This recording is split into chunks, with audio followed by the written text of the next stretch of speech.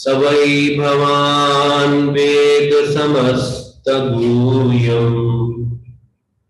उपासितो यत्पुरुष पुराण परावरेशो मनसेव विश्वम् सृजति अवत्ति अतिगुणैर असंग।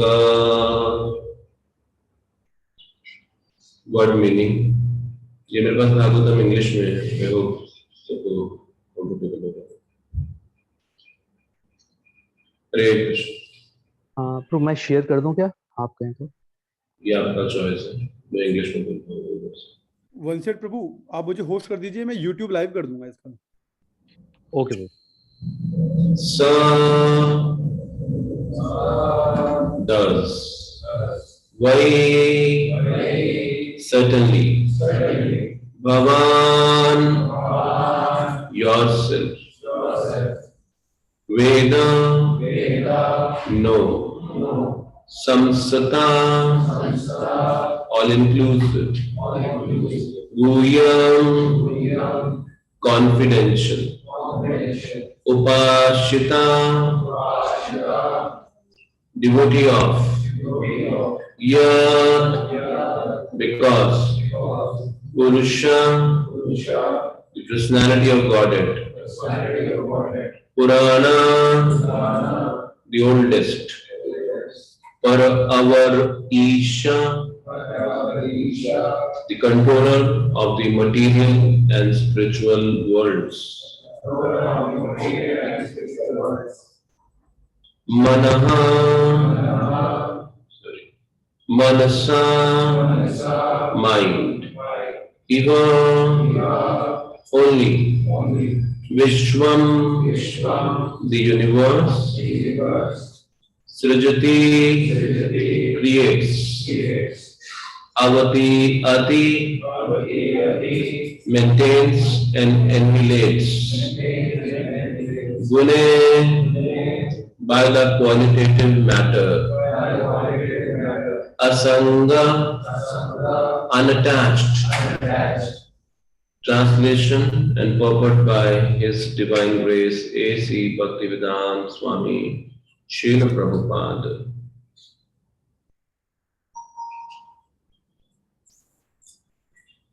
My Lord, everything that is mysterious is known to you because you worship the Creator and Destroyer of the material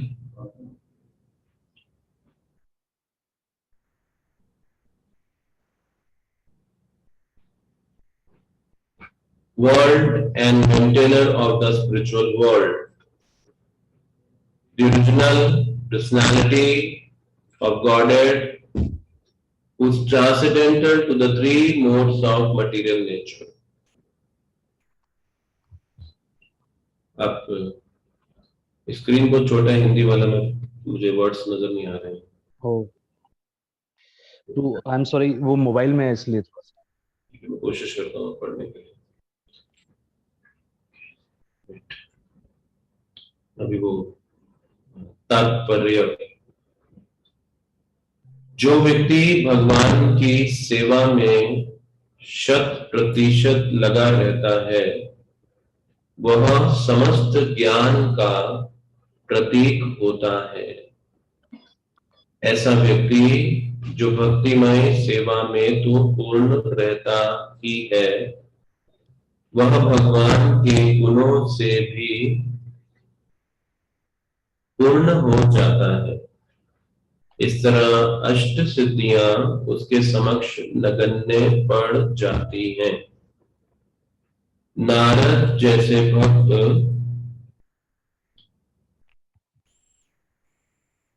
अपनी आध्यात्मिक सिद्धि से विलक्षण कार्य कर सकते हैं जिसे प्राप्त करने के लिए प्रत्येक व्यक्ति प्रयास कर रहा है।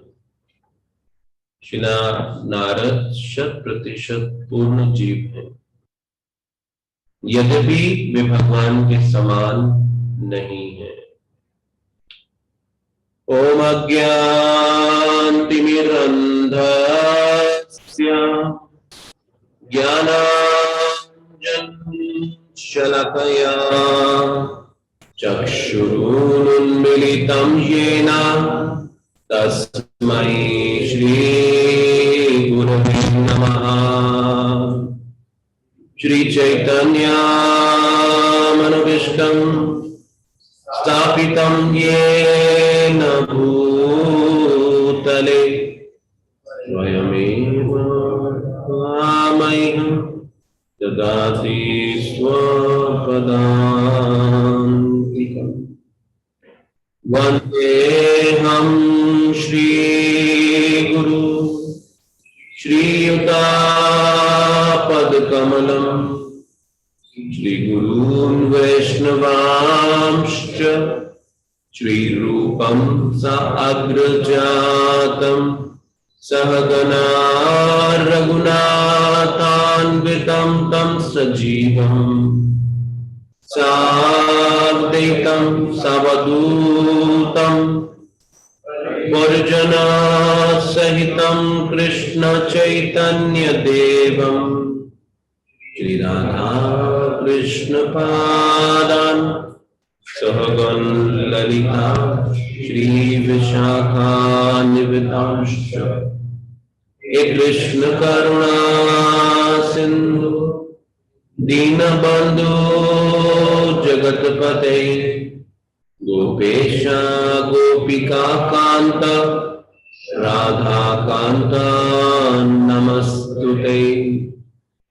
तप्त कांचन गौरांगी राधे वृंदावनेश्वरी वृषभानुसुते देवी प्रणमामि हरिप्रिये। वाञ्छाकल्पतरुभ्यश्च कृपा सिन्धुभैः च पतितानां पावनेभ्यो वैष्णवेभ्यो नमो नमः। श्री कृष्ण चैतन्य प्रभु नित्यानंद श्री अद्वैत गदाधर श्रीवासादि गौरभक्तवृंद। हरे कृष्णा कृष्णा कृष्णा हरे हरे हरे राम राम राम हरे हरे। नमो विष्णुपदाय कृष्णपृष्ठाय भूतले श्रीमते भक्तिवेदांत स्वामिनिति नामिने। नमस्ते सरस्वते देवे गौरवाणी प्रचारिणे निर्विशेष शून्यवादी पाश्चात्य देशतारिणी।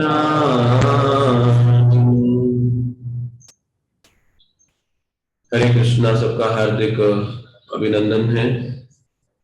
इस रविवार के दिन श्रीमद् भागवतम पहले स्कंद के 5वें अध्याय के 6ठे श्लोक को आज पढ़ रहे हैं।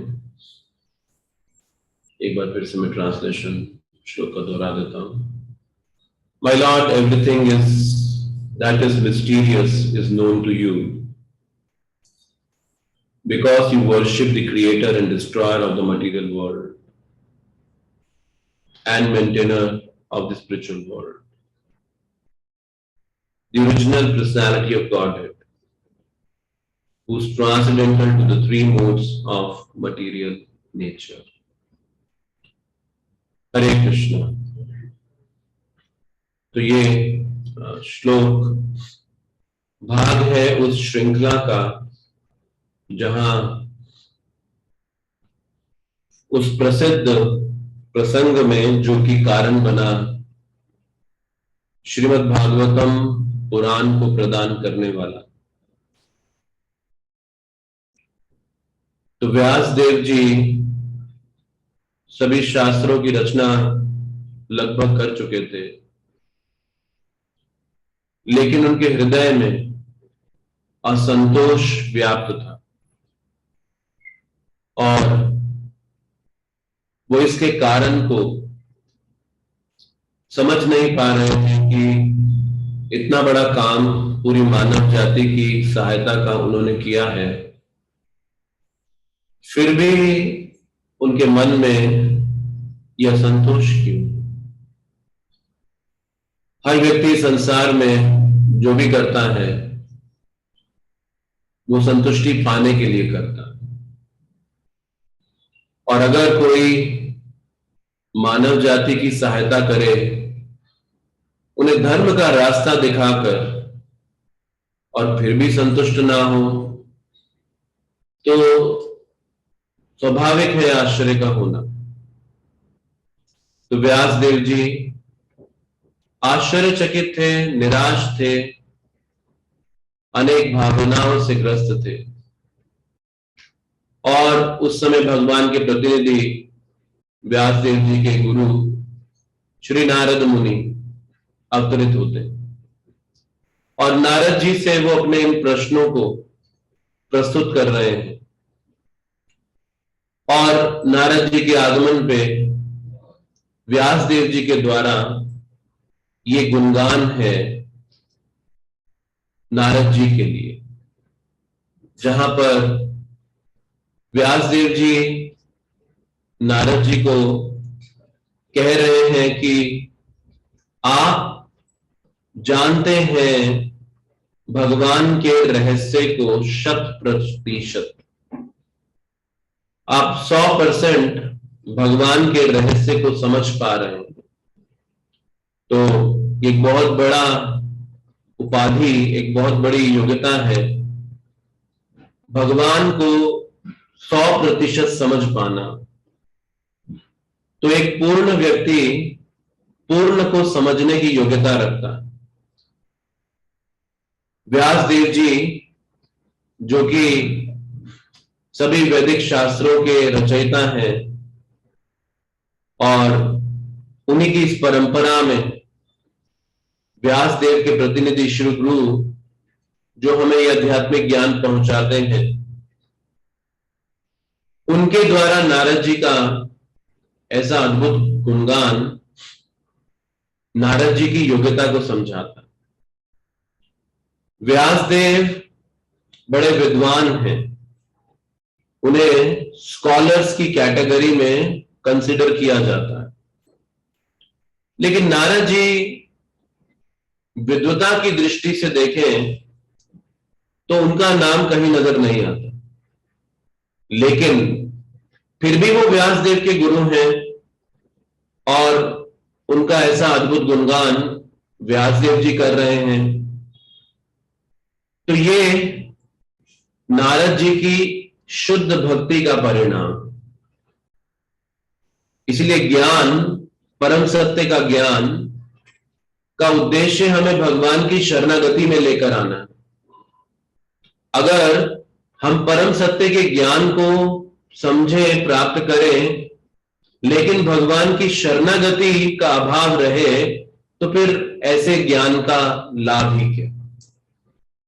तो पूरी भगवत गीता जो ज्ञान देती है, उसका उद्देश्य भगवान की शरण ग्रहण करना है। इसीलिए उस शरण को ग्रहण करने से पूर्व हमारा आकर्षण भगवान के प्रति, ये बड़ा महत्वपूर्ण एक विषय है कि कितना हम भगवान के प्रति इस जीवन में अपने आकर्षण को जागृत कर पा रहे हैं।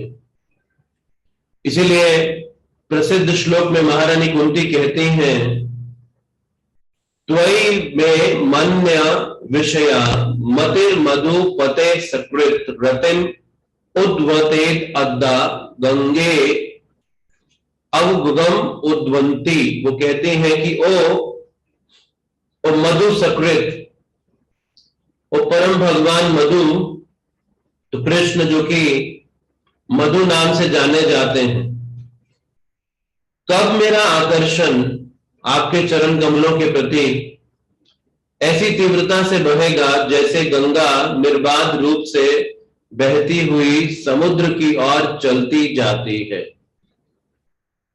तो व्यासदेव जी की इस कठिनाई का कारण, जो कि नारद जी आने वाले श्लोकों में प्रस्तुत करेंगे, वो एक ही हल है, और वो है कृष्ण के प्रति इस जीवन में आकर्षण को जागृत करना। और इसीलिए आप देखें कि इन महान भक्तों के जीवन में, इनके जीवन में आई समस्याएं बड़ी गंभीर थी, बहुत गहरी थी, लेकिन फिर भी इनका जो आकर्षण था भगवान के प्रति वो अप्रभावित रहा। तो एक तरह से एक व्यक्ति हर समस्या में भगवान के प्रति आकर्षण के बल पर ही लगा रह सकता है। इसलिए श्रील प्रभुपाद जी कितनी समस्याओं का सामना कर रहे थे, लेकिन फिर भी उनकी सेवा और उनका जो निष्ठा गुरु के प्रति और उनका आकर्षण भगवान के प्रति, उसमें कोई कमी नहीं आ रही थी। तो हमारी सभी समस्याएं, चाहे हम उनके कई समाधान ढूंढते फिरते हो, और इस जगत में अगर कुछ भी इन्वेंशन, आविष्कार किया जा रहा है, तो अगर आप गहराई से देखें, टटोलें, तो उस आविष्कार के पीछे उद्देश्य क्या है कि हम अपने जीवन की प्रॉब्लम्स के सॉल्यूशन चाहते हैं। तो चाहे एयर कंडीशनर बनाया जाए, रेफ्रिजरेटर बनाया जाए, कार बनाई जाए, या इलेक्ट्रिक कार बनाई जाए, या मोबाइल फोन बनाया जाए, कुछ भी बनाया जाए, क्यों बनाया जाए, किसके पीछे उद्देश्य क्या है? हमारी जीवन की समस्याओं का समाधान। लेकिन भागवतम एक ही समाधान देती कि हम एक समस्या का समाधान से ना करके समस्या से कर रहे हैं। तो भागवतम का समाधान है कि येन केन प्रकरेण मन कृष्ण निवेशया, किसी भी प्रकार अपने मन को कृष्ण में लगाया जा सके, किसी भी प्रकार से हम अपने जीवन में कृष्ण के प्रति आकर्षित हो सकें। इसलिए महारानी कुंती कहती है कि कृष्ण, मेरा आकर्षण आपकी तरफ ऐसे बहे जैसे गंगा समुद्र की ओर बहती है। तो स्वाभाविकता हमारा आकर्षण हमारी आसक्तियों के प्रति रहता है। तो इसीलिए श्रीमद् भागवतम पुराण का जो निर्णय है वो वैराग्य, वो विरक्ति का रास्ता नहीं है, वो आसक्ति का रास्ता है। आसक्ति एक ऊंचे विषय से, आसक्ति भगवान के चरण कमलों से और उनके जुड़े हुए विषयों से। तो स्वाभाविकता इंद्रिय भोग के प्रति जो हमारा आकर्षण है, आसक्ति है, इसीलिए हम उनके प्रति स्वाभाविक आकर्षित रहते हैं। तो इसलिए प्रभुपाद जी कहते हैं ये है स्किन डिजीज, ये है स्किन डिजीज। अब श्रील प्रभुपाद लॉस एंजलिस में रुक्मिणी द्वारकाधीश के मंदिर में थे, घास में बैठे थे उद्यान के अंदर। तो भक्त ने देखा, शिष्य ने देखा कि प्रभुपाद जी बैठे हैं उद्यान में घास के ऊपर, तो दौड़ते हुए चादर लेकर आए। तो प्रभुपाद जी कहते हैं, I don't need this चादर since I am sitting on lap of Krishna. मैं कृष्ण की गोद में बैठा हूं, इसलिए मुझे ये चादर की जरूरत नहीं। फिर कुछ देर के बाद हवा बहने लगी और भक्त ने आकर प्रभुपाद जी के पास फिर से कुछ ऐसा करने की कोशिश की कि प्रभुपाद को तेज हवा ना लगे। तो प्रभुपाद कहते हैं, I am feeling embrace of Krishna, मैं कृष्ण के आलिंगन का अनुभव कर रहा हूं। तो प्रभुपाद जी हर परिस्थिति में अपने आकर्षण को कृष्ण के प्रति स्वाभाविक कैसे बनाए हुए थे, और हमारे लिए एक बहुत बड़ी चुनौती हो जाती है। हम हो सकता है कृष्ण भावनामृत के कुछ कार्यों को करते वक्त कुछ समय के लिए कृष्ण के प्रति आकर्षित होते भी हैं, और तुरंत हमारा माइंड डिस्ट्रैक्ट होकर अनेक विचारों की श्रृंखलाओं के अंदर खो जाता है और हम अपने इस आकर्षण को निरंतर बनाए नहीं रख पाते। तो कुछ लोग कुछ समय के लिए इस आकर्षण को बना पाते हैं, कुछ लोग थोड़ा ज्यादा समय के लिए, कुछ लोग और ज्यादा समय के लिए, लेकिन सततम कोई भी इस आकर्षण को विरला ही बना पाता है। तो इसलिए प्रभुपाद जी से पूछा था, न्यू वृंदावन की ये घटना है। एक शिष्य ने प्रभुपाद से कहा, प्रभुपाद जी वाई माया अपीयर सो स्ट्रॉन्ग, माया इतनी शक्तिशाली क्यों प्रतीत होती है? तो प्रभुपाद जी ने उसकी आंखों में आंखें डालकर कहा, since your purpose is not strong, क्योंकि तुम्हारा कृष्ण को पाने का उद्देश्य शक्तिशाली नहीं है, इसलिए माया स्ट्रॉन्ग है। तो एक तरह से अगर हम ये कहें कि मन बार बार भ्रमित होकर अनेक विषयों की ओर जा रहा है, since our purpose is not strong, हमारा जो कृष्ण को पाने का उद्देश्य है वो शक्तिशाली नहीं है, तो दोष हम किसी और को नहीं, अपने पर्पस को ही दे सकते हैं, क्योंकि हमने कृष्ण को प्राप्त करना अपने जीवन का शायद शक्तिशाली पर्पस नहीं बनाया। तो इसीलिए जब हम महाजनों को देखते हैं, इन महाभागवतों को देखते हैं, ये चिंताओं के बीच में भी बड़े कृष्ण भावना भावित होते हैं। मधुद्वेष स्वामी कहते हैं, प्रभुपाद जी सर पे हाथ रख के बड़ी चिंता में बैठे थे और वो प्रभुपाद जी के पास आए और प्रभुपाद जी से कहते हैं, Prabhupada can I serve you in some capacity, कुछ आपकी सहायता करूं, आप चिंता में दिखाई दे रहे हैं। तो प्रभुपाद ने कहा, this Juhu project is a big headache, ये जो जुहू का मंदिर है ना, मेरे लिए बहुत बड़ा सरदर्द बन गया है। पर अगले ही क्षण प्रभुपाद कहते हैं, but because it is for Krishna it is very good, क्योंकि ये कृष्ण के लिए है, ये हेडेक भी बहुत अच्छी है। हम लोग मुक्ति कामी हैं, शांति चाहते हैं भक्ति के नाम पे, इसीलिए बचकर भागते हैं समस्याओं से।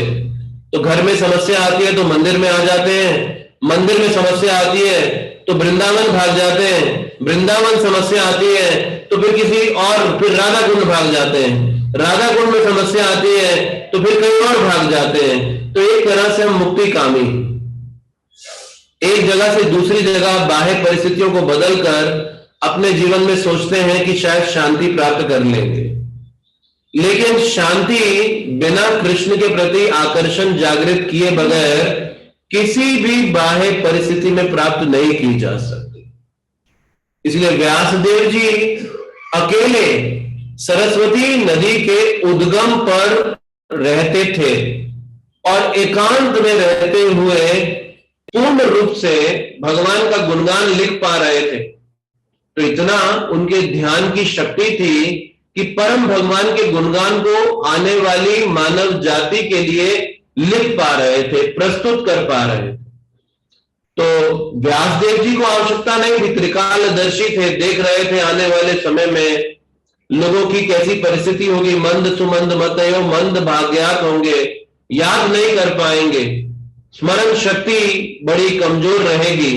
इसलिए व्यासदेव जी ने इन शास्त्रों को पहली बार 5000 साल पहले उस सरस्वती नदी के उद्गम के स्थल पर लिखने का विचार किया। अब व्यासदेव जी ने कोई गुफा को डेकोरेट नहीं किया, उन्होंने ऐसा नहीं सोचा यहाँ बड़ी ठंड है, ये सरस्वती नदी के किनारे मैं अकेला हूं, यहाँ कोई लोग भी नहीं मेरे इर्द गिर्द, तो उन्होंने अपनी कोई बाह्य परिस्थिति को तो बदला नहीं।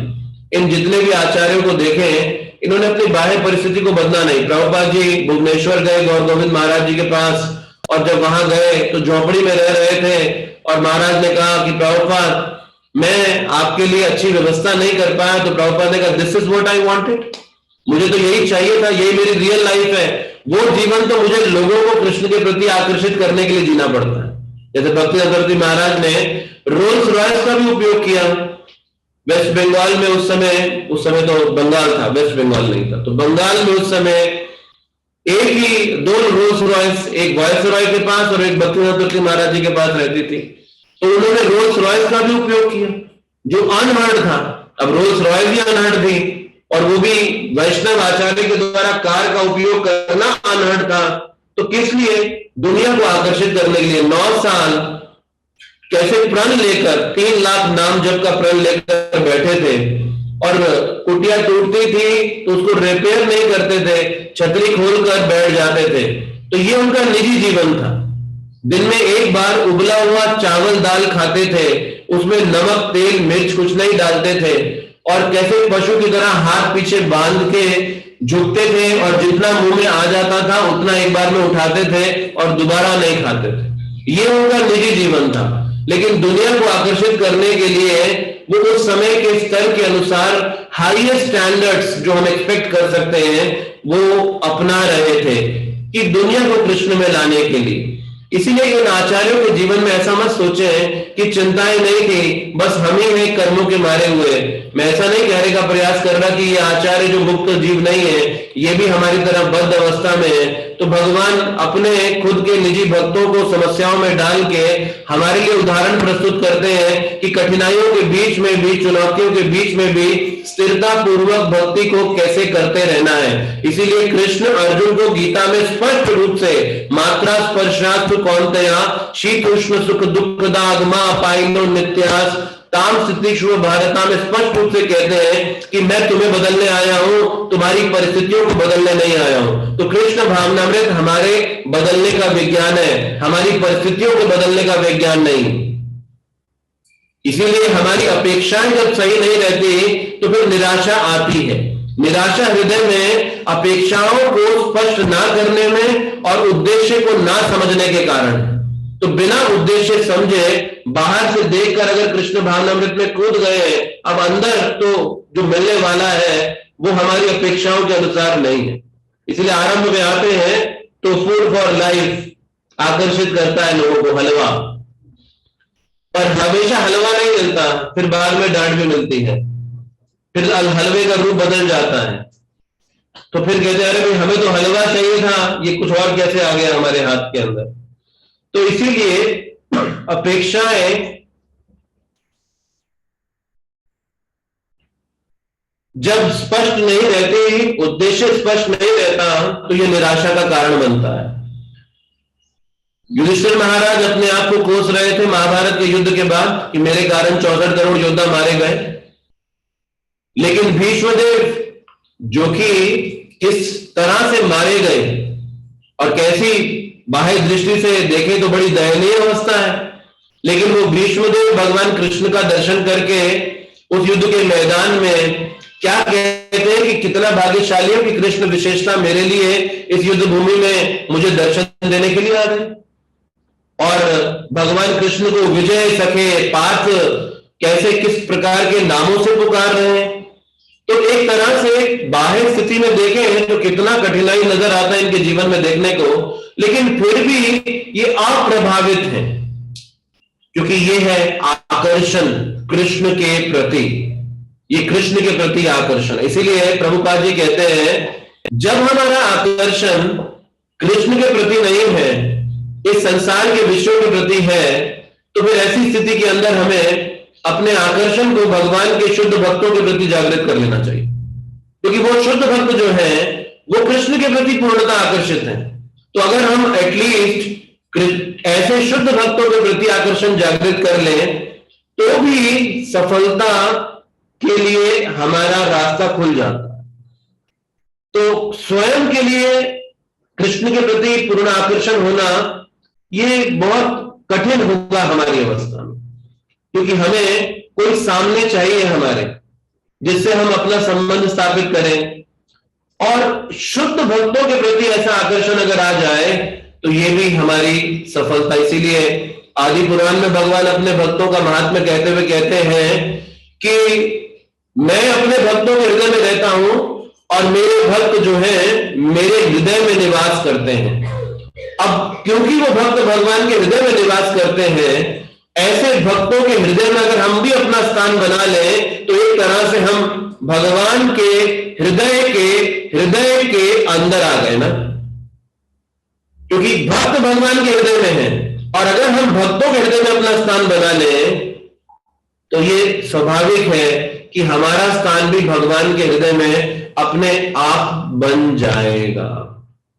इसीलिए भक्ति विनोद ठाकुर जी कहते हैं कि भगवान जैसी मेरी विश्व के प्रति प्रीति आकर्षण है, कब वो दिन आएगा, कब वो दिन आएगा जिस दिन मेरा आकर्षण आपके प्रति ऐसा होगा जैसा मैं स्वाभाविक इन संसारिक विषयों के प्रति आकर्षित हूं।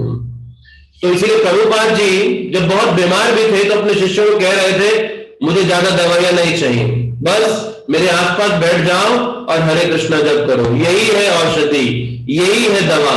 अब प्रभुपाद जी की इतने रोग की अवस्था में भी वो अनअफेक्टेड है और कह रहे हैं मुझे दवाइयां नहीं, मुझे हरिनाम की औषधि चाहिए। तो कैसा आकर्षण है। इसीलिए प्रभुपाद जी एक लेख में लिखते हैं, बीटीजी मैगजीन में उन दिनों प्रभुपाद जी ने छापा था। प्रभुपाद कहते हैं there is no difference between chanting Hare Krishna and seeing Hare Krishna face to face. There is no difference. Krishna का नाम जप करना और कृष्ण को देखना, उसमें कोई अंतर नहीं है। तो हम सब कृष्ण की भक्ति करने में लगे हैं, कृष्ण की उपासना करने में लगे हैं, लेकिन फिर भी आकर्षण हृदय के अंदर हम नहीं पाते हैं। जानने के बाद भी कि कृष्ण सर्व आकर्षक है, कर्षति इति कृष्णो, वो कृष्ण जो कि सर्व आकर्षक है, तो सर्व आकर्षक कृष्ण के प्रति कोई आकर्षण ना होना ये अपने आप में कितनी बड़ी बात है। वो कृष्ण सर्व आकर्षक है और उनके भी प्रति कोई आकर्षण नहीं है हमारे अंदर, तो कितना गहरा रोग है हमारे अंदर, ये कैसी डिजीज कंडीशन है, ये इसी स्तर से समझ में आती है। कोई ऑर्डिनरी व्यक्ति के प्रति आकर्षण नहीं होना समझ में आता है, लेकिन सर्व आकर्षक कृष्ण के प्रति आकर्षण नहीं होना, ये बात तो बड़ी कठिनाई में डाल देने वाली है। तो इसीलिए क्योंकि हमारा आकर्षण नहीं है, प्रभुपाद जी ने, और ये जो साधना भक्ति की विधि है, विशेषता रूप गोस्वामी जी भक्ति रसामृत सिंधु में 64 भक्ति के अंगों की विवेचना करते हैं। और ये 64 भक्ति के अंग किस लिए बनाए गए? हमारे सुप्त कृष्ण के प्रति आकर्षण को जागृत करने के लिए बनाए। इनका अभ्यास परिणाम क्या देगा? कृष्ण के प्रति हमारे आकर्षण को जागृत करने में हमें मदद करेगा। तो कैसे ये आकर्षण का विज्ञान काम करता है? क्या है सिद्धांत आकर्षण के पीछे? हम साधारणतः लोगों के प्रति आकर्षित होते हैं। किन लोगों के प्रति आकर्षित होते हैं? कौन है जो हमारे आकर्षण को खींच पाते हैं, हमें आकर्षित कर पाते हैं? ऐसे कौन लोग हैं? क्या है ऐसा उनके अंदर जो हमें आकर्षित कर पाता है? एक तरह से कोई भी व्यक्ति किसी भी क्षेत्र में, चाहे वो एक्टिंग हो, चाहे वो सिंगिंग हो, चाहे वो डांसिंग हो, चाहे वो स्पोर्ट्स हो, चाहे वो वेल्थ हो, कोई भी क्षेत्र में अगर आप बात करें, अगर कोई व्यक्ति हमारे ध्यान के आकर्षण का केंद्र बनता है या हम किसी से आकर्षित होते हैं, तो इसका अर्थ है कि उसके अंदर कुछ ऐसा विशेष है, कोई ऐसी शक्ति है जो हमारे अंदर नहीं है और उसके अंदर है, इसलिए हम उससे आकर्षित होते हैं। काश मेरे पास भी ये जीवन शैली होती, काश मेरे पास भी ऐसा होता, मैं भी काश ऐसा जीवन जी रहा होता। तो एक तरह से ये जो शक्ति, ये जो आकर्षण है, ऐसा जो हमारे अंदर नहीं है, हम उसके प्रति आकर्षित होते हैं। जैसे किसी एक्टर या किसी एक्ट्रेस के प्रति जो हमारा आकर्षण है, किसी एक्टर या किसी एक्ट्रेस के प्रति जो हमारा आकर्षण है, वो उनकी सुंदरता, उनकी कला, उनके प्रति है जो हमारे अंदर नहीं है। तो एक व्यक्ति जिस हद तक अपनी इन शक्तियों का प्रदर्शन करता है, उस हद तक हमारा आकर्षण उस व्यक्ति के प्रति स्वाभाविक अपने आप होता जाता है। जैसे गर्ग मुनि प्रभु कहते हैं कि वो प्रभुपाद जी से आकर्षित कैसे हुए?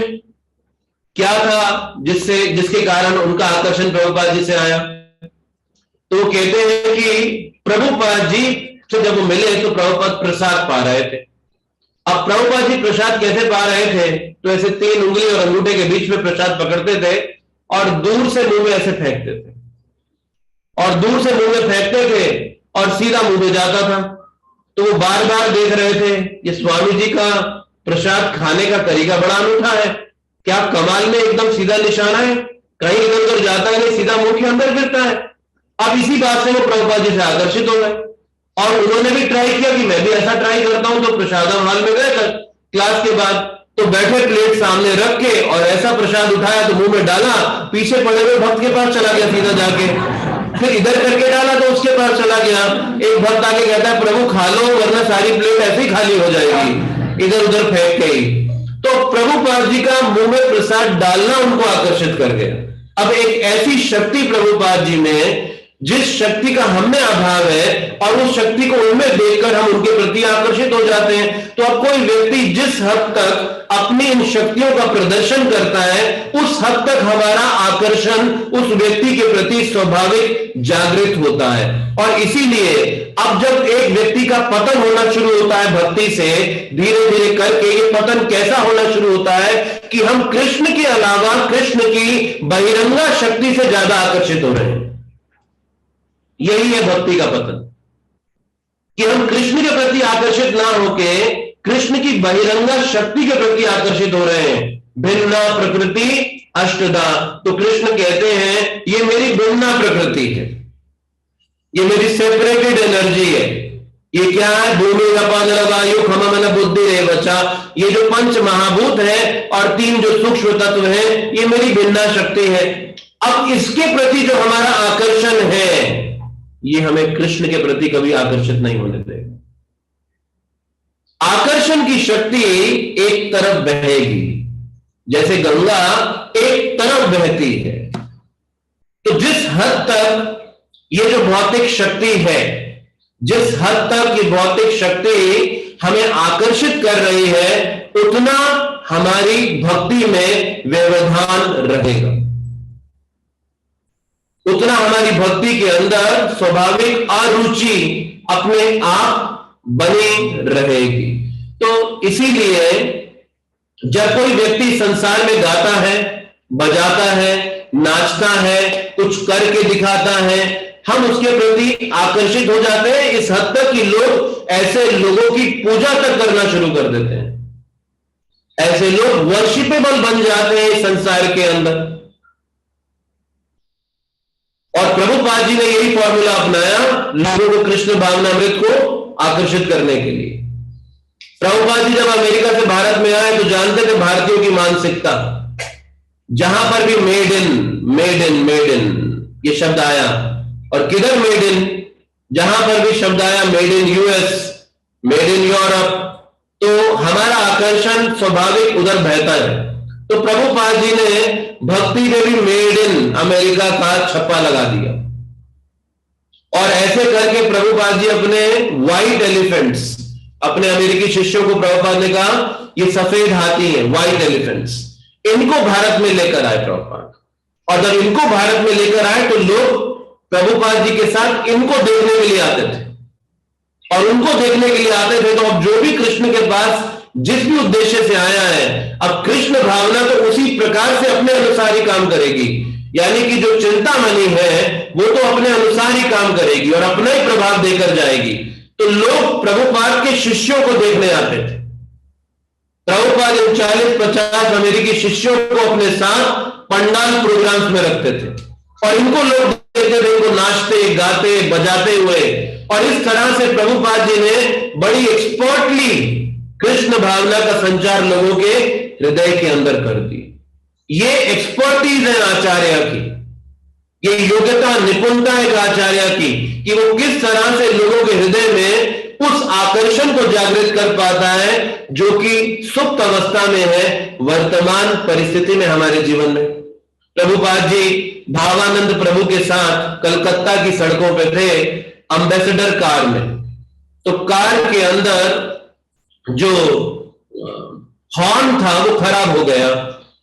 जब कार के अंदर हॉर्न खराब हो गया, बंद नहीं कीजिए, जब कार के अंदर हॉर्न खराब हो गया तो अब इतनी भीड़ भरी सड़कों के अंदर गाड़ी चल रही, तो कैसे बताएं लोगों को कार आ रहा है पीछे। तो क्या किया उन्होंने, प्रभुपाद जी ने कहा मेरी प्रसाद की प्लेट निकालो। तो बैग में से प्रभुपाद जी का पीतल का प्रसाद का प्लेट था, बोला चम्मच लाओ, चम्मच लाए, प्रभुपाद जी आगे बैठे हैं और हाथ निकाला शीशे से बाहर, टन टन टन टन टन टन करते हुए गाड़ी चलने लगी और सब लोग पीछे मुड़ मुड़ के देखने लगे कि एक विदेशी गाड़ी चला रहा है और एक भारतीय बैठा हुआ घंटी बजा रहा है। तो सब लोग मुड़ मुड़ के देखने लगे। प्रभुपाद कहते हैं अब देखो कल ये न्यूज़पेपर की हेडलाइन होगी यहाँ पर कलकत्ता में, ये कल को यहाँ पे छपने जा रहा है। तो इसीलिए प्रभुपाद जी ने इस शक्ति का उपयोग किया और इस शक्ति से लोगों को कृष्ण के प्रति आकर्षित किया। ये प्रकृण मन कृष्ण निवेश है। तो स्वाभाविक हम इस संसार में, इस संसार की शक्ति के प्रति आकर्षित रहते हैं और वही प्रिंसिपल अब हमें कृष्ण भावना के अंदर अप्लाई करना होगा। जो आकर्षण हम जिन विषयों के प्रति कृष्ण इस संसार में कर रहे हैं, अब इसको रिप्लेस करके हमको कृष्ण भावना के साथ जोड़ना होगा। तो यानी कि इस संसार की शक्तियों के प्रति जितनी हमारी जानकारी बढ़ती है, अब आप देखो कितना भी मीडिया, चाहे वो सोशल मीडिया या कुछ भी हो, प्रिंट या फिर एयर टीवी, कुछ भी किसी भी प्रकार की मीडिया की बात करो, ये इस संसार को ग्लोरीफाई कर रहा है, इस संसार का भर भर कर गुणगान कर रहा है और इस संसार की शक्तियों के प्रति हमारे आकर्षण को खींच रहा है। अब करना क्या होगा कि जिस हद तक हम कृष्ण की शक्तियों के प्रति जानकारी इकट्ठी करेंगे, कृष्ण की शक्तियों के प्रति अपने आकर्षण को जाने देंगे, उस हद तक हमारा आकर्षण कृष्ण के प्रति भी बढ़ने लगेगा।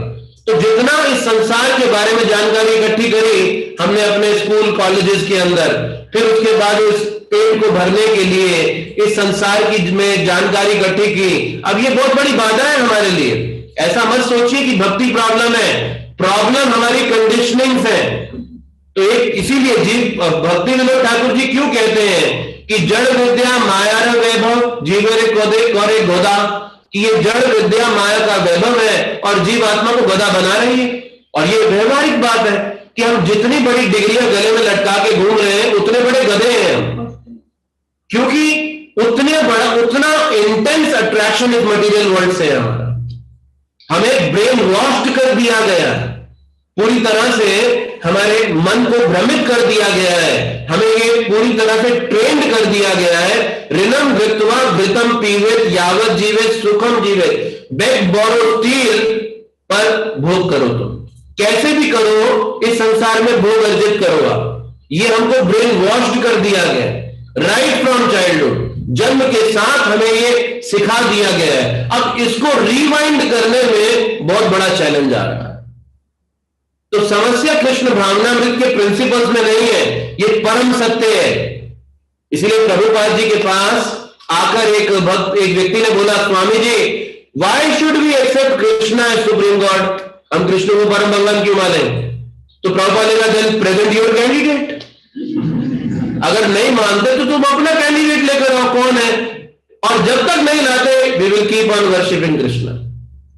जब तक तुम्हारे पास कोई कॉम्पिटिटर नहीं है तब तक हम कृष्ण की पूजा करते रहेंगे, क्यों हमको आगे रोकते हो, जाओ तुम यहां से।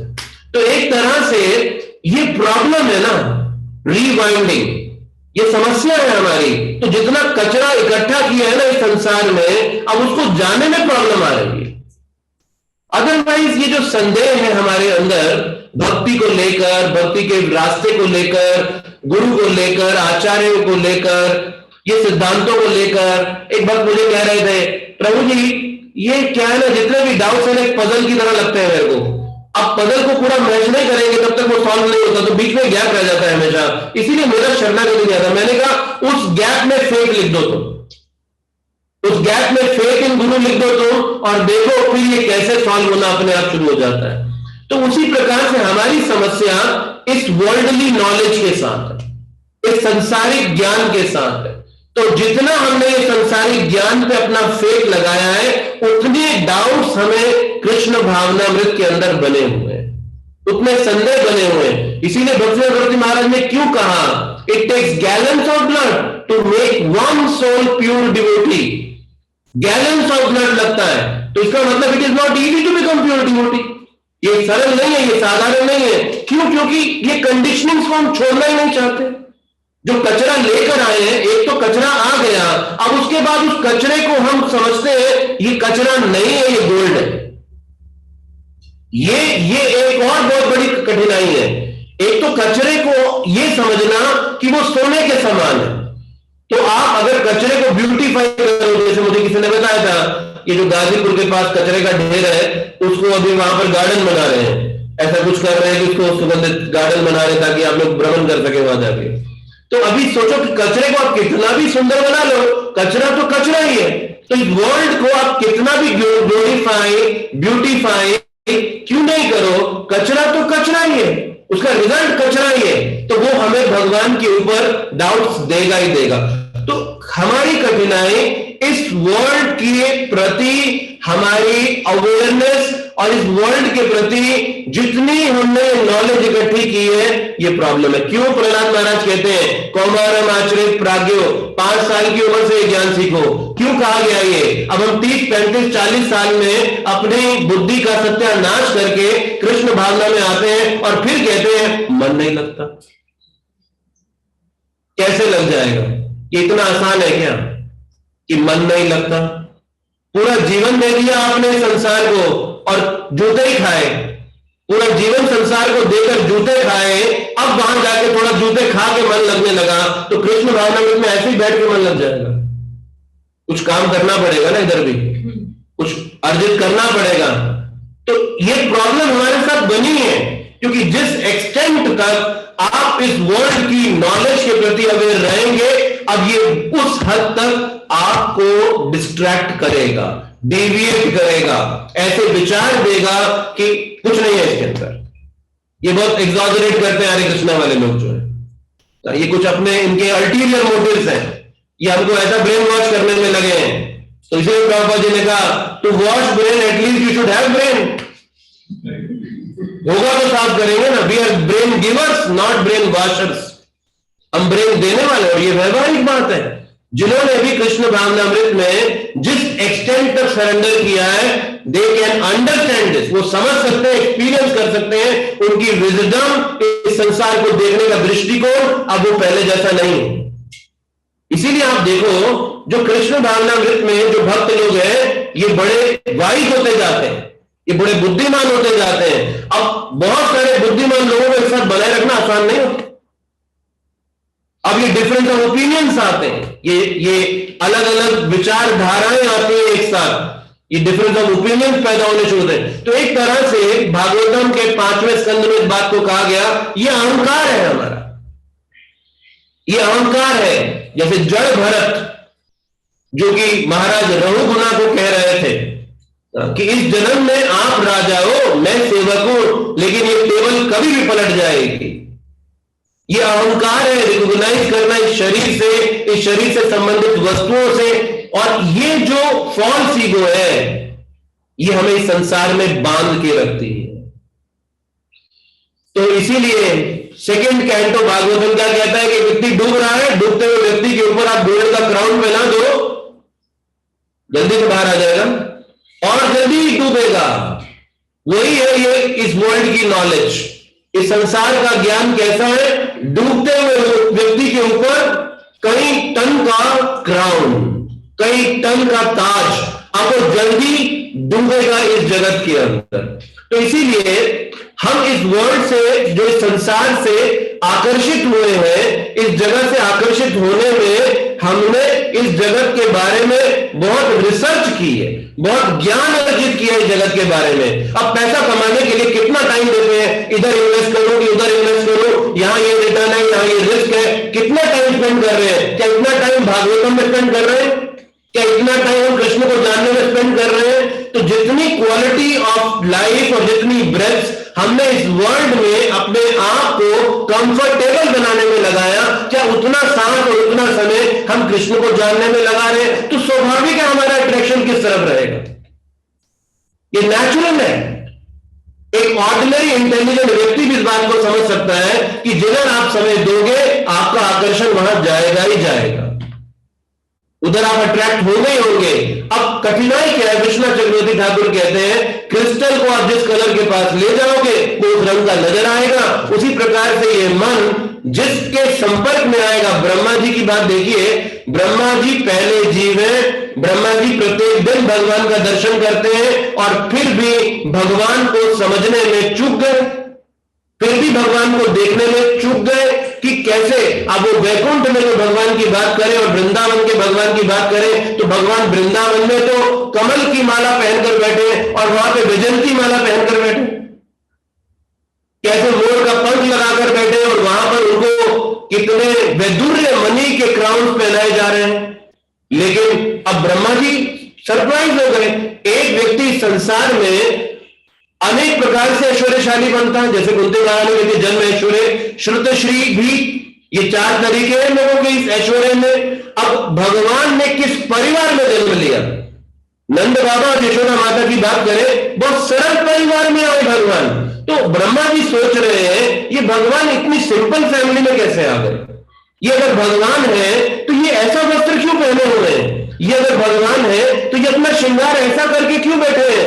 और ब्रह्मा जी के मन में ये कल्मश आया, भगवान के ऊपर संदेह आया। तो ब्रह्मा जी कहते हैं मेरे मन में ये जो कल्मश आया है, क्यों? क्योंकि मैंने पदार्थ का संग किया है। अब ये कौन कह रहा है? संप्रदाय आचार्य ब्रह्मा जी कह रहे हैं कि मैंने पदार्थ का संग किया। सृष्टि का निर्माण करने के लिए उन्होंने भूमि रफा नलवायु खम मन के साथ ही तो डील किया। तो पदार्थ का संग क्या करता है? हमारे हृदय में कल्मश लेकर आता है। तो अब इस जगत में हम पदार्थ का संग कर रहे हैं और साथ ही साथ भावना क्या है? भोग इच्छा। संग भी पदार्थ का है और साथ साथ भोग की इच्छा भी बनी हुई है। तो अभी ये और बहुत बड़ी प्रॉब्लम हो गई। एक व्यक्ति पदार्थ के संग में हो सकता है, जैसे मान लीजिए एक जेल सुपरिटेंडेंट जेल में होता है लेकिन जेल से प्रभावित नहीं होता हुआ, क्योंकि उससे जेल का कोई लेना देना नहीं है, वो उसकी ड्यूटी है वहां होना। मेरी ड्यूटी है जेल में होना, इन कैदियों को बनाए रखना, क्योंकि मेरा जो बॉस है वो मुझसे पूछेगा कैदी बने कि नहीं, कुछ गड़बड़ नहीं आनी चाहिए, कोई मीडिया कवरेज नहीं आनी चाहिए, कोई कंप्लेन नहीं आना चाहिए, तो बस ठीक है। लेकिन वो उसके वातावरण से अप्रभावित है। लेकिन अगर एक जेल सुपरिटेंडेंट जेल को भोगने लग जाए तो वो जेल के वातावरण से प्रभावित हो जाएगा। उसी प्रकार से एक तो पदार्थ का संग इस भौतिक जगत में होना और उसके ऊपर से इसको भोगने की इच्छा। अब ये हमारी चेतना को क्या कर रहा है? जो कि अर्जुन कह रहे थे, कार्पण्य दोषो पहत स्वभाव। मेरे स्वभाव में ये दोष आ गया, मेरे स्वभाव में दोष आ गया। ये दोष आ किधर से गया? ये पदार्थ के संग से आ गया। अब हम इस पदार्थ को भोगना चाहते हैं, इस पदार्थ के ऊपर लॉर्ड ओवर करना चाहते हैं, इस पदार्थ को कंट्रोल करना चाहते हैं। तो कैसे अप्रभावित रह पाएंगे? कैसे अप्रभावित रह पाएंगे? इसीलिए इस संसार के बारे में जितना हमने जाना, यही हमारी कठिनाइयों का मूल कारण बन गया। तो अब इसी आकर्षण की शक्ति को बदलना होगा कृष्ण भावना से।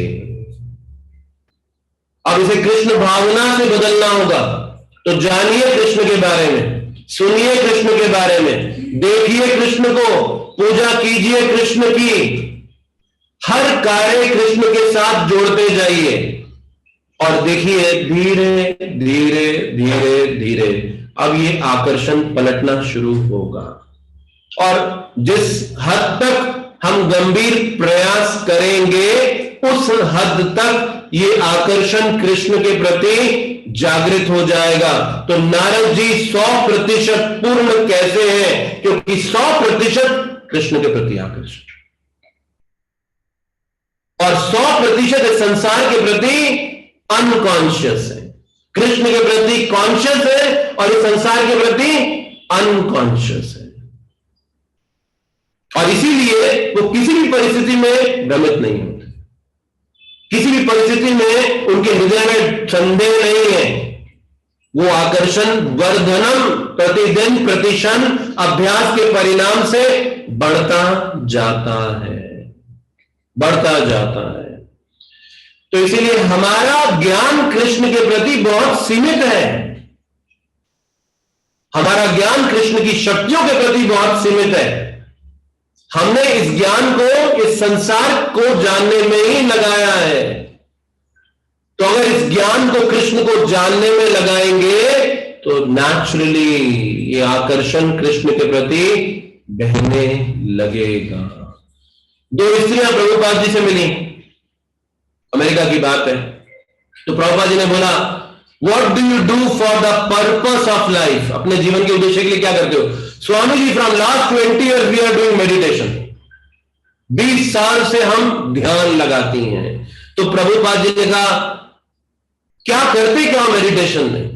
कहते हैं हम साइलेंट हो जाते हैं। प्रभुपाद कहते हैं स्टोन इज ऑल्सो साइलेंट, पत्थर भी चुप रहता है। Real meditation is invest your energy in service of Krishna. वास्तविक ध्यान क्या है? अपनी शक्ति को कृष्ण की सेवा में लगा दीजिए। यह है रियल मेडिटेशन। तो पत्थर की तरह साइलेंट मेडिटेशन हमारे हृदय को परिवर्तित नहीं करेगा।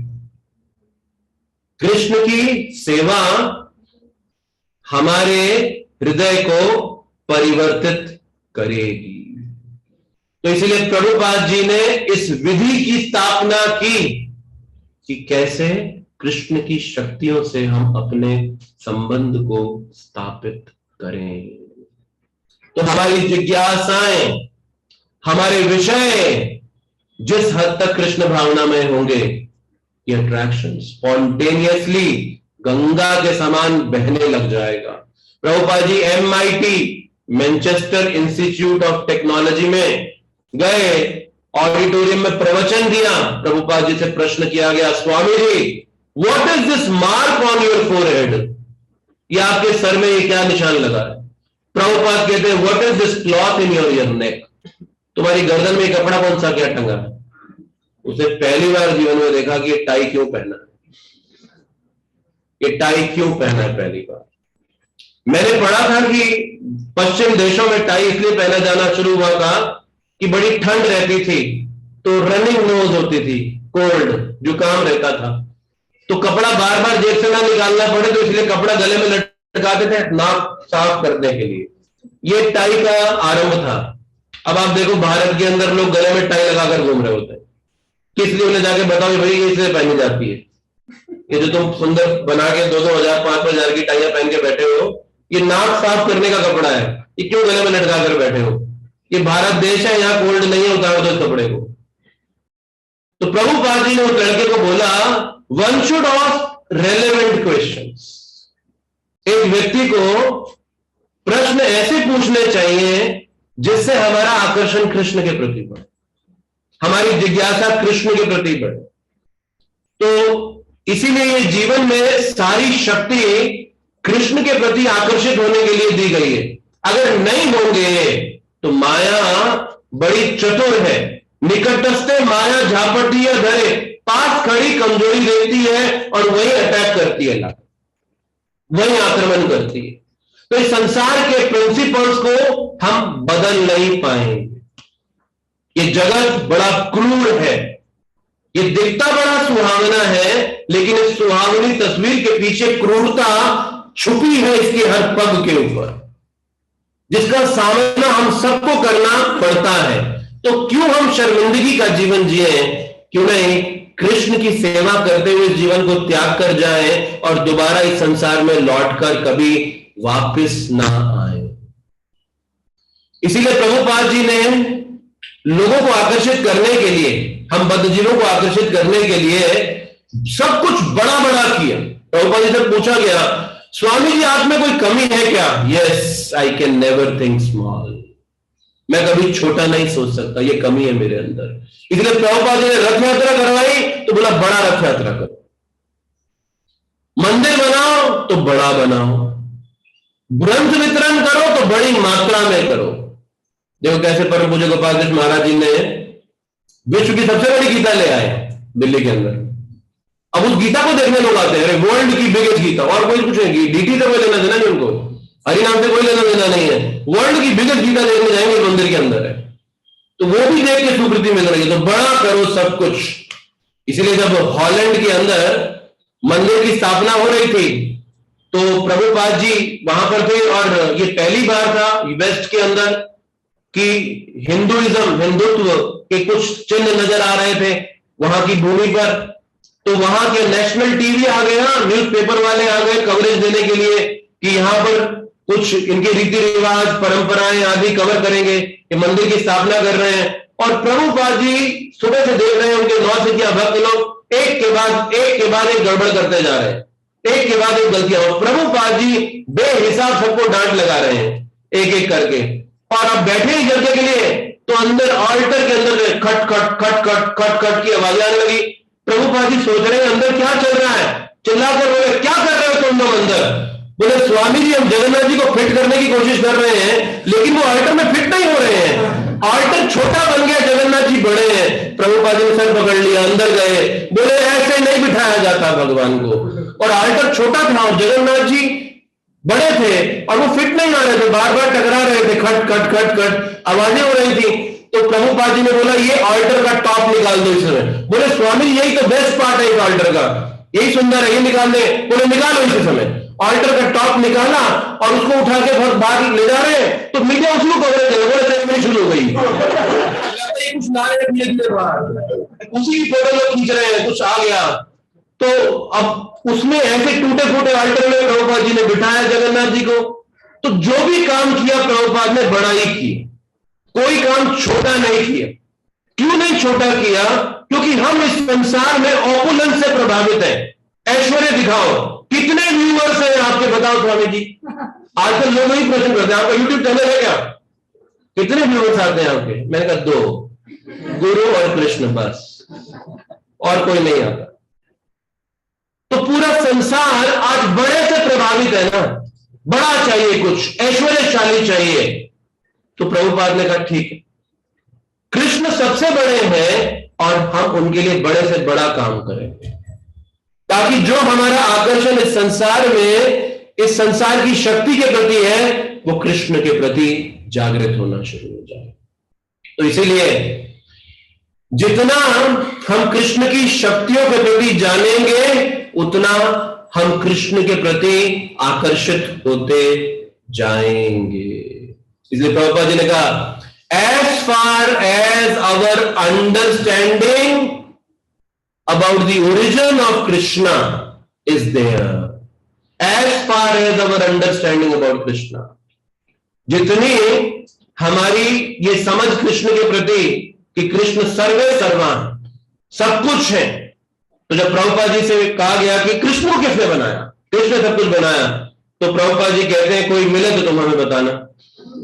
हमें आज तक नहीं मिला कोई कि कृष्ण को किसी ने बनाया हो। तो इसीलिए हमारा आकर्षण का ये जो विज्ञान है ये उसके प्रति होगा जिसके बारे में आपने आज तक जानकारी इकट्ठी की। एक बार कृष्ण के बारे में सुनिए, कृष्ण के बारे में पढ़िए, कृष्ण की सेवा कर कर देखिए एक बार कैसे ये ध्यान इस संसार से हटकर कृष्ण के चरण कमलों के प्रति स्वाभाविक आकर्षित होना शुरू हो ही जाएगा। तो श्रीला प्रभुपाद जी के प्रति कैसे आकर्षित थे? एक बार प्रभुपाद जी एक मंदिर में थे तो एक माता जी, उनकी गोद में एक छोटा बच्चा था और प्रभुपाद को देखते ही बोलता है कुकी कुकी कुकी। प्रभुपाद बोलते हैं व्हाट इज ही सेइंग, क्या बोल रहा है? बोले प्रभुपाद जी ये बोल रहा है कुकी, क्योंकि आप कुकीज देते हो ना बच्चों को, तो ये कुकी कहते हैं, ये कुकी देते हैं, कुकी कुकी कुकी। तो कुकी के प्रति आकर्षित बच्चा प्रभुपाद जी के प्रति आकर्षित था। क्यों कुकी से आकर्षित? इसीलिए जब हम कृष्ण के बारे में जानेंगे तो कृष्ण के प्रति भी ये आकर्षण होगा इस जीवन के अंदर। तो जितना आप कृष्ण के बारे में जानेंगे उतनी मात्रा में आकर्षित होते जाएंगे। तो करना क्या है, बस सरल सी बात है, ये इनपुट को बदल देना है।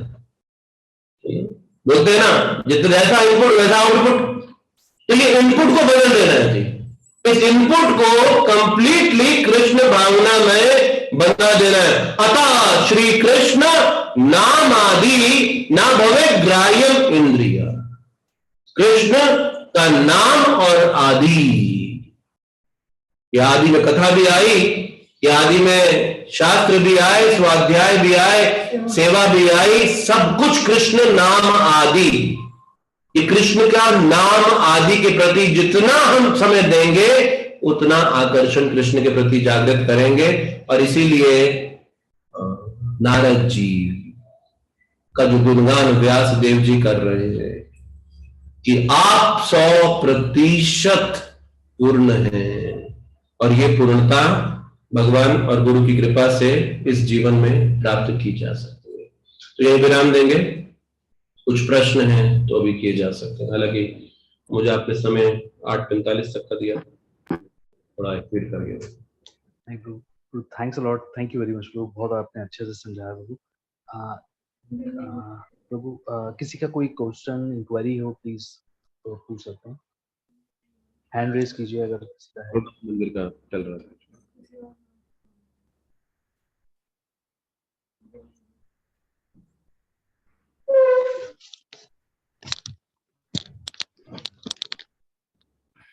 हरे कृष्णा प्रभु जी, प्रणाम प्रभु जी। एक मेरा एक डाउट है, जैसे स्पिरिचुअली जो भी नाम होता है, नाम के साथ उनका गुण का भी सामित्य होती है। जैसे कृष्ण सर्वाकर्षति इति कृष्ण, और नारद जी है भक्ति का सबसे बड़ा भक्त है, भगवान का हमेशा मतलब भक्ति में रहते हैं।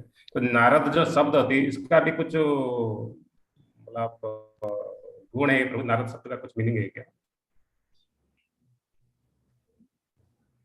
नरों को मुक्ति का पद सिखाएं, नारद,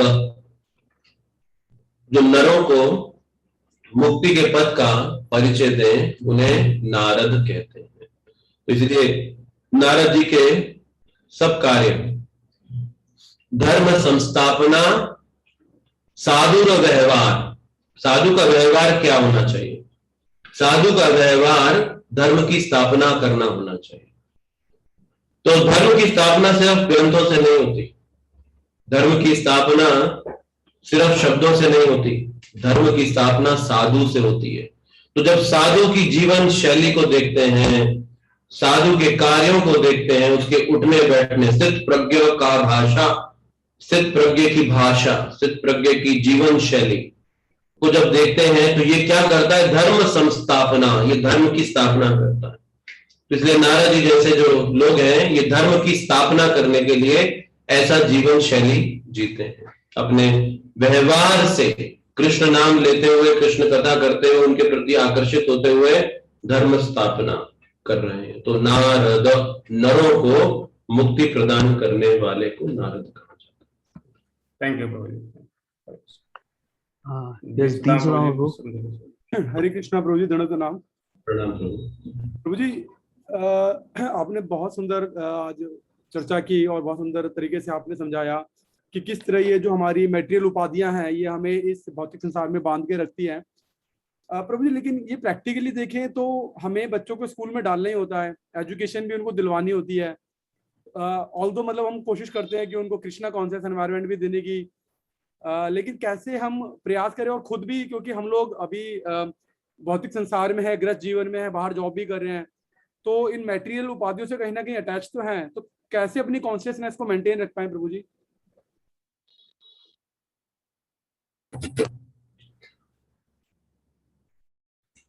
तो इसीलिए तेन त्यक्तेन भुंजिता,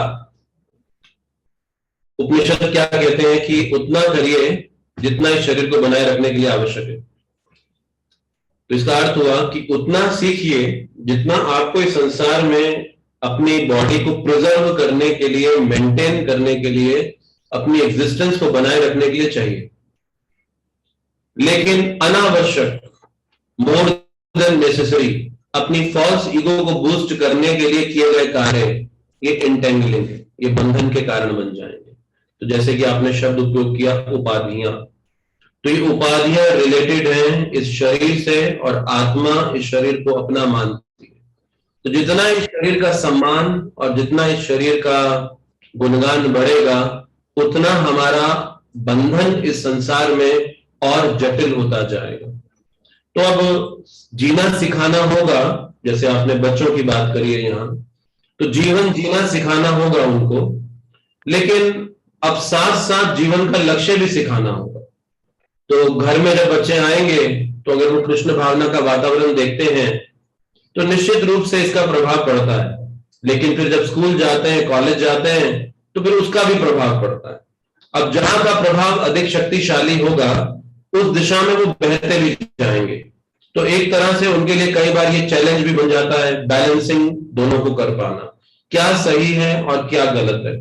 तो फिर माता पिता को परिश्रम करना पड़ेगा, उनको काफी समय देना भी पड़ेगा, उन्हें कृष्ण भावना में बनाए रखने के लिए, उन्हें जीवन की वास्तविकता सिखाने के लिए। इसलिए आज कई माता पिता इस संघर्ष से गुजर रहे हैं, जैसा कि आप ये पूछ रहे हैं।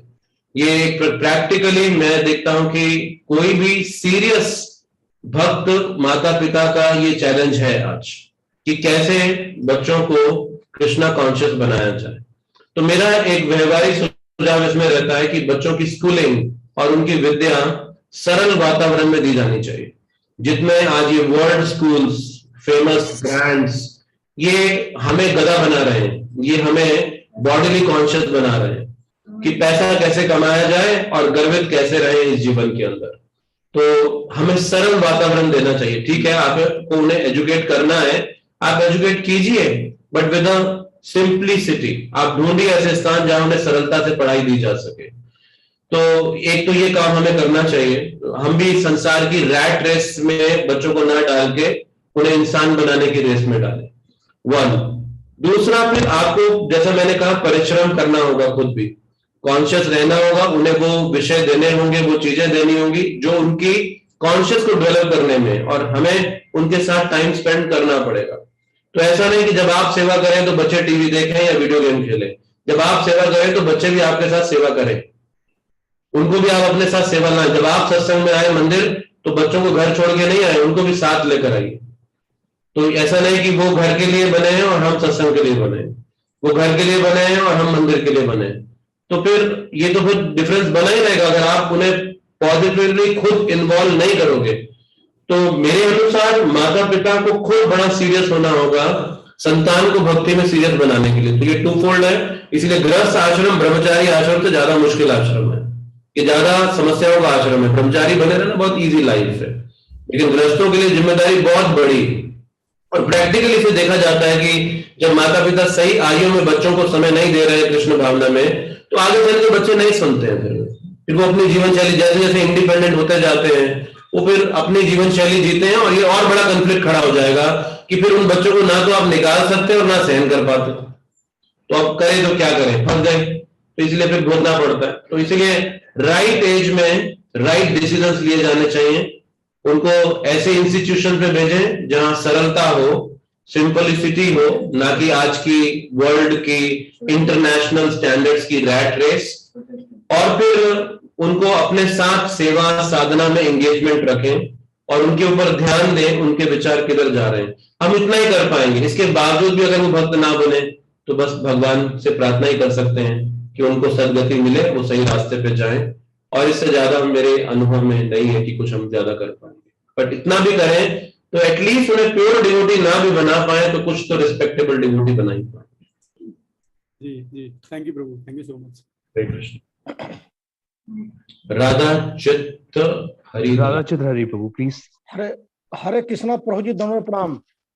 प्रणाम आपको। बहुत अच्छी तरह से प्रभु जी आपने समझाया, बहुत बातें हमने समझा, लेकिन हम लोग सुनते हैं, समझते हैं, सब कुछ करते हैं, लेकिन स्थिरता नहीं आती। जैसे कि हम भगवान के प्रति अपने आकर्षण को स्थिर कैसे करें। हालांकि चार 4x16x4 का जो मंत्र है प्रभुपाद जी ने जो दिया है उसको फॉलो करते हैं, भक्तों संग भी कर रहे हैं, सब कुछ हो रहा है, लेकिन भगवान के प्रति आकर्षण कभी कभी बहुत ज्यादा हो जाएगा, लेकिन वो मेंटेन नहीं रहता। पता चला कि बस चढ़ा और रंग चढ़ा और थोड़ी देर में घंटा आधे घंटे में खत्म हो गया। तो इसको काम कैसे रखें? हरी बोल। जैसे अग्नि जलाएंगे तो उसमें पानी नहीं डालेंगे, ईंधन डालेंगे, लेकिन आप अग्नि तो जला रहे हैं, क्या आपने पानी डालना बंद कर दिया? क्या उसमें उसको हवा लगाना बंद कर दिया? तो यहाँ पानी डालने का मतलब है क्या साथ साथ इस इंद्रिय तृप्ति के कार्य चल रहे हैं या रुक गए हैं अभी? और कई बार वो सूक्ष्म रूप से हमारे मन के धरातल पर चल रहे होते हैं। तो एक है ग्रॉस सेंस ग्रेटिफिकेशन और एक है सूक्ष्म इंद्रिय भोग। तो जब तक ये इंद्रिय तृप्ति हमारे जीवन से विराम नहीं लेगी तो आप कंप्लीटली जो स्थिरता की बात कर रहे हैं वो नहीं पाई जा सकती। 7th चैप्टर में अंतिम भाग में आकर भगवान कृष्ण कहते हैं जब तक आपके पाप नष्ट नहीं हो जाएंगे आप दृढ़ता पूर्वक भजन नहीं कर पाएंगे। तो भगवान इस बात को उठा रहे हैं 7वें अध्याय में जाके कि पाप नष्ट होना होगा दृढ़ता पूर्वक भजन करने के लिए, तो जिसे आपने स्थिरता का नाम दिया। तो एक तरह से भगवान अब हमें कह रहे हैं कि तुमने ये गंदगी पहुंचाई है, तुम सफाई करो खुद। मैंने तुम्हें समझा दिया कि दूरे नहीं आवरम कर्म, इन बुराइयों से तुम दूर रहो, अब इन गंदगी से आप खुद बचो। जैसे एक छोटा बच्चा है, बिल्कुल इन्फेंट बेबी, अब वो अपना जो मल मूत्र है वो अपने डायपर में अपनी चड्डी में ही छोड़ देता है, और अब उसकी माँ उसको समझाती है देख बेटा फिर से तुमको ऐसा आए तो मुझको बुलाना जोर से, मैं आऊंगी तुमको मैं टॉयलेट लेकर जाऊंगी। वो बच्चा माँ को बताता नहीं है और फिर से जो है जो स्टूल यूरिन पास कर देता है और फिर ए चिल्ला रहा होता है। तो माँ देखती हुई आती है, बोला तेरे को मैंने बोला था मुझे बुलाना, तूने नहीं बुलाया, अब मैं तेरे को साफ नहीं करूँ तो अपने आप कर। वो देख रहा है मैं अपने आप कैसे करूंगा? वो माँ को देख रहा है मुंह खोल गए, माँ कह रही तू कर अपने आप, तूने गंदगी हो जाएगी, मैं नहीं करूंगी अब ये, तूने बुलाया क्यों नहीं मुझे, अब तू सजा भोग। उसी तरह से भगवान के ऐशाम तो अंतगतम पापम, तुमने गंदगी हो जाएगी खुद साफ करो, मैं नहीं करूंगा। तुम ये गंदगी खुद साफ करो अपनी, मैं नहीं साफ करूंगा। अब लेकिन बच्चा माँ की तरफ देखता रहता है निस्सहाय हो गए, वो तो हिलना डुलना नहीं जानता, माँ को देखता रहता है क्या कह रही है माँ मुझे, फिर रोता है चिल्लाता है। तो माँ अल्टीमेटली आती है। इसलिए गीता के अंदर में आगे भगवान क्या कहते हैं, अहम सर्व पापेभ्यो, ठीक है करो। बहुत अच्छी तरह से समझा प्रभु जी। सर्वधर्मान परित्यज्य एकम शरणम, एकमात्र मेरी शरण ग्रहण करो, बस कम से कम इतना तो करो। अब शरण लिए बहुशाखा ही अनंत, कई शाखाओं में बटे हुए हैं और फिर हम एक्सपेक्ट करते हैं कंप्लीट स्थिरता, वो कैसे पाएंगे? तो जितने एक्सटेंट तक आपने शरणागति ली है राधा चित्त प्रभु, उस हद तक आपकी स्थिरता आ चुकी है, और जिस हद तक मन में भ्रम है उस हद तक डेविएशन बना हुआ है और बना रहेगा। जी जी। तो इसीलिए इस विज्ञान को अपनाइए और पूर्ण लाभ पाइए। जी जी, थैंक यू प्रभु जी, बहुत अच्छा। अरे दोनों ट्रू, लेकिन ठीक है यही वही चीज है, सरेंडर लेकिन आ नहीं पाता ना प्रभु, आप जैसे बता रहे हैं सरेंडर के लिए सरेंडर आ नहीं पाता। लेकिन तो पाप करने की जो प्रवृत्ति है वो खत्म नहीं होती ना, वो जैसे बीज के रूप में पड़ा हुआ है, सब कुछ कर रहे हैं, अब पता नहीं कब खत्म होगा, कैसे खत्म होगा। उठाया था प्रभुपाद जी से जब पूछा गया कि वाई माया अपीयर स्ट्रॉन्ग, प्रभुपाद जी से जब पूछा गया वाई माया अपीयर स्ट्रॉन्ग, तो प्रभुपाद ने कहा since your purpose is not strong.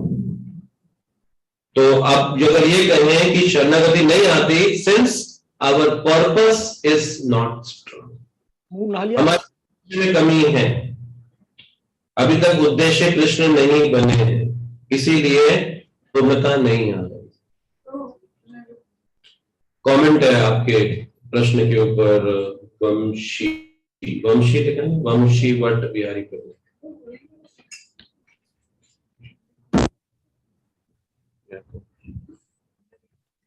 हरे कृष्णा। तो जैसे आप कह रहे हैं कि स्थिरता नहीं आती है, या फिर वो जब आप सेवा करेंगे, हम सेवा करेंगे और सेवा हम मन लगा के करेंगे, चाहे हम पूर्णतया अभी भगवान की सेवा में ना लगे, अगर हम थोड़ी भी सेवा करेंगे, उसको अच्छे से करेंगे, तो हमें वो जो हायर टेस्ट मिलेगा, जो एक अंतर पता चलेगा बहुत अच्छा अलग इस संसार से, वो हमें प्रेरित करेगा और बढ़ने के लिए। वही धीरे धीरे परफेक्शन तक लेकर जाएगा, क्योंकि कुछ भी हम जब त्यागते हैं, कुछ हायर प्राप्त करने की वजह से परम दृष्टा निवर्तते। तो छोटी चीजों को हम तभी त्याग पाते हैं जब बड़ी उपलब्धियां मिलती हैं। बड़ी उपलब्धि मिलते ही छोटी हम त्याग देते हैं। इसी प्रकार से भक्ति का कुछ आस्वादन हमें जब मिलेगा सिंसियरली, तो वो हमें प्रोग्रेस करवाने पे मजबूर करेगा। और जितना हम रियलिटी से अवगत होंगे, जैसे जनक महाराज राजा थे और महल में रहते थे, लेकिन उनको मृत्यु नहीं घटती थी, और वो क्योंकि आसक्त नहीं होते थे, तो इसका कारण क्या है कि वो सत्य को समझ पाते थे और उस हिसाब से जी पाते थे। तो जितना हम इसको चखेंगे, जानेंगे इसकी असलियत को, भक्ति की, और इस संसार, ईशोपनिषद में लिखा है, इस संसार की बुरी और वैकुंठ की अच्छी दोनों चीजों को जानना है यहाँ से निकलने के लिए। केवल वैकुंठ का अच्छा जाना और यहाँ का बुरा नहीं समझा, तो यहाँ से विरक्ति भी नहीं होगी। यहाँ का बुराई समझेंगे, वहां की अच्छाई समझेंगे, तो यहाँ छोड़ने के लिए रेडी होंगे, वहां बढ़ने के लिए रेडी होंगे। तो इसीलिए जो सेवा बहुत ज्यादा पावरफुल है, बहुत पावरफुल है। भगवद गीता में लिखा है ये वैकुंठ से आई है सेवा, और ये हमें वहां इंपोर्ट कर देगी। तो हम सेवा को अगर मन लगा के करेंगे, तो ये सेवा जो हमें आभास देगी, ये आभास हम बढ़ाना चाहेंगे अपनी लाइफ में। तो इसी प्रकार से प्रोग्रेस हो सकती है। और चैतन्य चरितामृत के मध्य लीला के 20वें चैप्टर में, जहाँ सनातन गोस्वामी चैतन्य महाप्रभु को मिलने के लिए भागित हैं, वहां पर आई थिंक 4th श्लोक है, जिसमें इंद्र तृप्ति करने की वजह से जो 2 माया की शक्तियां हमारे हृदय में बैठ जाती हैं और हमें फिर रूल करती हैं, वो है आवरात्मिका, प्रक्षेपात्मिका। प्रक्षेपात्मिका हमें डिविएट करती है, भक्ति जैसे कि आप कह रहे स्थिरता नहीं आती, ये प्रक्षेपात्मिका शक्ति है जो हमें डिविएट कर रही है। आवरात्मिका शक्ति, जैसा आपका दूसरा भी क्वेश्चन था, जैसी भी कंडीशन में हमें है उसमें हमें संतुष्ट फील करवाती है। चाहे इंद्र सुअर की बॉडी में आ गए, बड़ा अच्छा एग्जाम्पल से, इंद्र स्वर्ग के राजा, यहाँ पृथ्वी का राजा बनना बहुत बड़ी बात है, स्वर्ग का तो सिटीजन बनना बहुत बड़ी बात है। स्वर्ग के राजा की बात हो रही है, वो पृथ्वी के सुअर बन गए, और जब सुअर बने और उनकी अवधि पूरी हो गई, उनको वापस से बुलाने के लिए वो भूल गए आना, और इंटरेस्टेड ही नहीं था वापस आने के लिए। तो जब उनको बुलाने आए कि चलो आपका टाइम पूरा हो गया सुअर की बॉडी में, अब इंद्र के राजा चलो वापस, तो वो मना कर रहे थे कि मैं संतुष्ट हूँ। तो ये है आवरणात्मिक शक्ति, आवरण, ये ढक देती है हमारी वास्तविकता को, हमारी वास्तविक खुशी को। जिस भी स्थिति में है, गले सड़े आईसीयू में, वहीं की लत लग जाती है। और प्रक्षेपात्मिका ये डिवेट करती है हमें, ये सब इंद्र तृप्ति की वजह से। जैसे प्रभु जी कह रहे थे, इंद्र तृप्ति, ईंधन डाल, आग लगाई तो ईंधन डालना, पानी डालना बंद करना हो, तो आप पानी डालना भी बंद तभी कर पाएंगे, इंद्र तृप्ति भी बंद तभी कर पाएंगे जब परम दृष्टा निवर्तत है, जब हायर टेस्ट में। लोअर टेस्ट, जैसे किसी बच्चे के पास अगर छोटी कार है, वो कार को चला रहा है, नकली सी कार है, वो खेल रहा है, उसको कोई बोले दो तो नहीं देगा, लेकिन उसको बहुत बड़ा कोई हेलीकॉप्टर दे दे तो कार खुद ही साइड पर फेंकेगा और हेलीकॉप्टर से गिरेगा। इसीलिए शास्त्र में कह रहे हैं परम दृष्टा निवर्तत है, develop the higher taste, lower को हायर टेस्ट पर डेवलप करें, छोटा अपने आप चला जाएगा। इसी प्रकार से इंद्र तृप्ति से बचने के लिए हमें हायर टेस्ट, यानी कि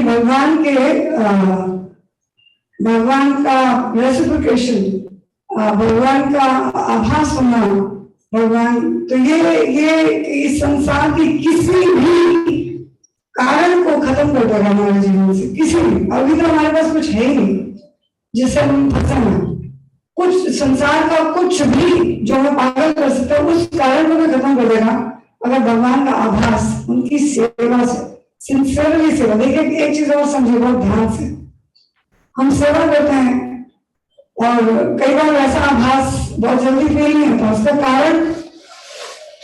इसका कारण मोरालिटी, नैतिकतावाद। ये जो पात्र है भक्ति, ये नैतिकतावाद के बर्तन में टिकती है। अगर हमारे जीवन में झूठ भी चल रहा है, धोखा भी चल रहा है, फ्रॉड भी चल रहा है और साथ साथ सेवा भी कर रहे हैं, तो इतना जल्दी हम भक्ति की शक्ति को, इसके प्रेम को, इसकी महिमा को आभास नहीं कर पाएंगे और यहाँ से फिर हमारा रुचि जो है भक्ति में बना रहेगा। तो इसीलिए अच्छे भक्तों के संग में अगर अच्छे भक्त नहीं मिलते हैं तो शास्त्र, सेवा, शास्त्र और साधना, सुबह की जो साधना है ब्राह्मणिकल प्लेटफॉर्म को उठाने वाली उपदेशामृत में लेकर रूपों को सामने तब तक कर्म प्रवर्तनार्थ हमें प्रीडिसेसर्स आचार्यों को फॉलो करना है। कैसे? मंगल आरती के ये साधना और स्ट्रॉन्ग होनी चाहिए। साधना में हम जो भी प्रेयर्स ऑफर करें, सेवा अधिकार को दिल से ऑफर करें और फिर सेवाओं को करें, तो ये हायर टेस्ट में, हायर डेवलपमेंट में, एक हायर लेवल पे हमें खड़ा करेगा। फिर हमारा इस लोग जो कि भौतिक जगत पर निकृष्ट है, इंफीरियर एनर्जी, यहाँ से रुचि हमारी यहाँ पे टेस्ट नहीं रहेगा, हायर टेस्ट डेवलप होगा। यही प्रोसेस है। हरे कृष्ण। थैंक यू माता जी, थैंक यू, वंडरफुल माता जी, आपने एक्सप्लेन किया। और हमारा अभी समय भी हो चुका है, प्रभु जी का भी कहीं पे एंगेजमेंट था, तो अभी हमारा आज की कार्यक्रम को यहाँ विराम देते हैं।